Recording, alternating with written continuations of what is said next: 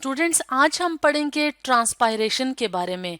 तो अगर हम बात करें ट्रांसपायरेशन की, तो ये बहुत इम्पोर्टेंट प्रोसेस है प्लांट्स में। तो ट्रांसपायरेशन का प्रोसेस कौन सा प्रोसेस होता है? ऐसा प्रोसेस जिसमें के प्लांट से वाटर का लॉस होता है। और किन पार्ट से होता है? Aerial parts of the plant से एटमॉस्फेयर की तरफ पानी के वेपर्स का लॉस होता है, यानी कि पानी वेपर्स की शक्ल में, आबी बुखारात की शक्ल में एरियल पार्ट से एटमॉस्फेयर की तरफ पानी को लॉस करते हैं, और इस प्रोसेस को कहते हैं ट्रांसपायरेशन का प्रोसेस। और एरियल पार्ट्स कौन से होते हैं? वो पार्ट्स जो कि जमीन से ऊपर ऊपर वाले पार्ट्स होते हैं, तो उनको एरियल पार्ट्स कहते हैं, जैसे कि स्टेम है, लीव्स हैं। और अगर हम बात करें ट्रांसपायरेशन के प्रोसेस की कि किन किन पार्ट से ट्रांसपायरेशन का प्रोसेस होता है, तो ट्रांसपायरेशन का प्रोसेस स्टोमेटा के थ्रू भी हो सकता है। और स्टोमेटा क्या होते हैं? लीव्स की लोअर सरफेस पे छोटी छोटी ओपनिंग्स होती हैं, जैसे कि इस डायग्राम में लीव की लोअर सरफेस है, उसका छोटा सा सेक्शन कट करके उसका छोटा सा सेक्शन लिया हुआ और माइक्रोस्कोप के नीचे देखा गया है। तो ये हमें क्या नजर आ रही है? लीव की लोअर सरफेस पे ओपनिंग्स। तो पानी का लॉस जो है, यानी कि जो वाटर वेपर्स हैं, वो स्टोमेटा के थ्रू भी बाहर निकल सकते हैं एटमॉस्फेयर में। और इसके अलावा क्यूटिकल की जो लेयर होती है, जो कि थिन फिल्म या थिन लेयर होती है, प्रोटेक्टिव लेयर एपिडर्मिस के ऊपर, और ये कहाँ पे मौजूद होती है? लीफ सरफेस के ऊपर, यंग शूट वगैरह के ऊपर। तो इससे भी ट्रांसपायरेशन का प्रोसेस होता है। इसके अलावा स्टेम्स के अंदर लेंटिसेल्स होती हैं, और लेंटिसेल्स क्या हैं? छोटे छोटे पोर्स होते हैं जो कि स्टेम पे मौजूद होते हैं, और ये उभरे हुए होते हैं, ऊपर की तरफ होते हैं, जैसा कि इस डायग्राम में नजर आ रहा है कि स्टेम के ऊपर काफी सारे लेंटिसेल्स मौजूद हैं, और लेंटिसेल्स के अंदर भी पोर्स होते हैं, और जिसके थ्रू पानी क्या होता है? वेपर्स की फॉर्म में एटमॉस्फेयर में शामिल हो जाता है। तो अगर हम बात करें ट्रांसपायरेशन के प्रोसेस की कि सबसे ज्यादा ट्रांसपायरेशन का प्रोसेस किस पार्ट के थ्रू होता है, तो सबसे ज्यादा जो ट्रांसपायरेशन का प्रोसेस होता है वो स्टोमेटा के थ्रू होता है, यानी कि स्टोमेटल ट्रांसपायरेशन सबसे ज्यादा होती है। और अबाउट 90% जो वाटर के जो बॉडी है, वहां से जो पानी का लॉस होता है वो स्टोमेटल ट्रांसपायरेशन के जरिए होता है। और बाकी का जो 10% है वो किसके थ्रू होता है? बाकी का जो 10% है वो लेंटिसेल्स और क्यूटिकल के थ्रू होता है, और 90% स्टोमेटल ट्रांसपायरेशन होती है। तो स्टूडेंट्स, अगर हम बात करें ट्रांसपायरेशन के प्रोसेस की कि ये कैसे होता है, तो जैसे कि हम जानते हैं कि प्लांट्स अपना फूड खुद प्रिपेयर करते हैं। प्लांट्स ऑटोट्रॉफिक होते हैं, तो और ये ग्रीन इन कलर होते हैं, तो ये फोटोसिंथेसिस के प्रोसेस से अपनी खुराक खुद तैयार करते हैं। और पौधों के अंदर जो ग्रीन पार्ट्स होते हैं, यानी जो लीव्स होते हैं, वहाँ पे फोटोसिंथेसिस का प्रोसेस होता है। और फोटोसिंथेसिस के प्रोसेस में क्या होता है कि पौधे जमीन से पानी लेते हैं और एटमॉस्फेयर से कार्बन डाइऑक्साइड लेते हैं। तो पानी और कार्बन डाइऑक्साइड से सूरज की रोशनी की मदद से पौधे अपनी खुराक खुद तैयार करते हैं। तो इसका मतलब है कि जो पानी जमीन की जड़ों से आता है, तो वो जाइलम के थ्रू पौधे के हर हिस्से तक पहुंचता है। तो जब वो पत्तों तक पहुंचता है, तो क्या होता है कि कार्बन डाइऑक्साइड एटमॉस्फेयर से आती है, और सूरज की रोशनी में क्या होता है कि ये पानी यूटिलाइज हो जाता है, पानी का एक हिस्सा।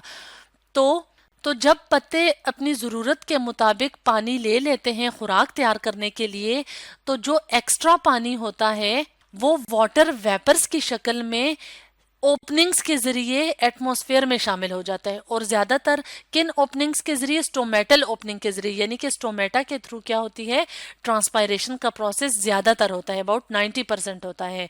तो अगर हम बात करें स्टोमेटल ट्रांसपायरेशन की, तो जैसे कि आप इस डायग्राम में देख रहे हैं कि लीफ का एक छोटा सा पार्ट लिया गया है और उसको माइक्रोस्कोपिक व्यू में देखा गया है, तो क्या हमें नजर आ रहा है कि पानी जो कि जाइलम के थ्रू पौधे के हर हिस्से तक पहुंचता है, तो जब वो पत्ते में पहुंचता है, तो क्या होता है कि ये पानी मीजोफिल सेल्स में दाखिल होता है, और मीजोफिल सेल्स पत्ते में अपर एपिडर्मिस और लोअर एपिडर्मिस के दरमियान मौजूद होते हैं और मेसोफिल सेल्स में ही, जैसे कि ये ग्रीन कलर के नजर आ रहे हैं क्योंकि इनके अंदर क्लोरोफिल कंटेनिंग पिगमेंट है, तो इसमें फोटोसिंथेसिस का प्रोसेस होता है।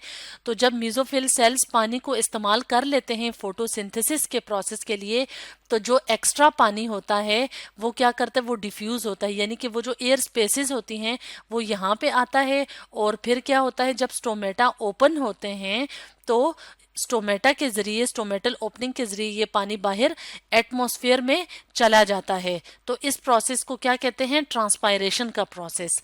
तो हम ट्रांसपायरेशन के प्रोसेस को लीफ के अंदर एक और डायग्राम की मदद से भी देख लेते हैं। तो जैसे कि इस डायग्राम में लीफ का एक छोटा सा सेक्शन माइक्रोस्कोप के नीचे दिखाया गया है, जिसके मुख्तलिफ हिस्से हैं, जैसे कि अपर एपिडर्मिस है, लोअर एपिडर्मिस है और मेसोफिल है, और इसके अलावा क्यूटिकल की लेयर है और स्टोमेटल ओपनिंग भी शामिल है। तो जैसे कि इस डायग्राम में क्लियर है कि मेसोफिल सेल्स दो लेयर्स की शक्ल में अरेंज्ड है, एक पेलिसेड मेसोफिल और स्पॉन्जी मेसोफिल। तो जो पेलिसेड मेसोफिल है उसके सेल्स टाइटली पैक्ड है और जो स्पॉन्जी मेसोफिल है उसके सेल्स लूजली अरेंज्ड है। और ये ग्रीन इन कलर है, मींस के इनके अंदर क्लोरोफिल मौजूद है और यहाँ पे खुराक बनती है, यानी कि फोटोसिंथेसिस का प्रोसेस होता है। तो अगर हम बात करें ट्रांसपायरेशन की, तो जैसे कि इस डायग्राम में जाहिर है कि जाइलम से पानी एंटर होता है मेसोफिल सेल्स में। तो जब पानी जाइलम से मेसोफिल सेल्स में दाखिल हो जाता है और जितना इन सेल्स को ज़रूरत होती है फोटोसिंथेसिस के प्रोसेस के लिए, तो फोटोसिंथेसिस के प्रोसेस में पानी जितना यूटिलाइज होता है यानी यूज़ होता है, तो उसके बाद जो एक्स्ट्रा पानी होता है वो वेपर्स की फॉर्म में क्या करता है, डिफ्यूज़ करता है, यानी एयर स्पेसेस में दाखिल होता है। तो एयर स्पेसेस से वो दाखिल होता हुआ कहाँ तक पहुँचता है, स्टोमेटल ओपनिंग तक। तो जब स्टोमेटा ओपन होते हैं तो इस रास्ते से ये क्या होता है, ये बाहर एटमॉस्फेयर में यानी हवा में ये वाटर वेपर्स बाहर निकलते हैं और इस प्रोसेस को क्या कहते हैं, ट्रांसपायरेशन का प्रोसेस। अब अगर हम बात करें कि ट्रांसपायरेशन का प्रोसेस क्यों जरूरी है, तो ट्रांसपायरेशन का प्रोसेस इसलिए जरूरी है कि जैसे जैसे ट्रांसपायरेशन के प्रोसेस से पानी बाहर वेपर्स की फॉर्म में निकलता जाएगा, वैसे वैसे यहाँ पे एक फोर्स क्रिएट होगी और उस फोर्स में क्या होगा कि ज्यादा से ज्यादा पानी रूट से एब्जॉर्ब होगा और वो एरियल पार्ट्स तक पहुंचेगा, यानी कि पौधे ट्रांसपायरेशन के नतीजे में ज्यादा से ज्यादा पानी जमीन से एब्जॉर्ब करेंगे और उसको ना सिर्फ अपने लिए इस्तेमाल करेंगे बल्कि जब वो वाटर वेपर्स की फॉर्म में निकलेगा तो एक और फायदा होगा, और वो फायदा ये होता है कि कूलिंग इफेक्ट होता है। जैसे कि अगर हम इंसानों की बात करें तो जब हमें पसीना आता है गर्मियों में तो एक कूलिंग इफेक्ट फील होता है। तो इसी तरह जब गर्मियों में ड्राई सीजन होता है तो ट्रांसपायरेशन के प्रोसेस से पौधों में कूलिंग इफेक्ट पैदा होता है। तो इसलिए ट्रांसपायरेशन के प्रोसेस को नेसेसरी इवल भी कहा जाता है। तो स्टूडेंट्स, ट्रांसपायरेशन का क्या फायदा हुआ कि रूट्स यानी कि प्लांट्स रूट्स के जरिए ज्यादा से ज्यादा पानी एब्जॉर्ब करेंगे और वो पानी यूटिलाइज होगा फोटोसिंथेसिस के प्रोसेस में, और इसके अलावा ट्रांसपायरेशन से पौधे कूल डाउन हो जाएंगे, यानी कि कूलिंग का प्रोसेस होगा। तो स्टूडेंट्स, आज हमने पढ़ा ट्रांसपायरेशन के बारे में।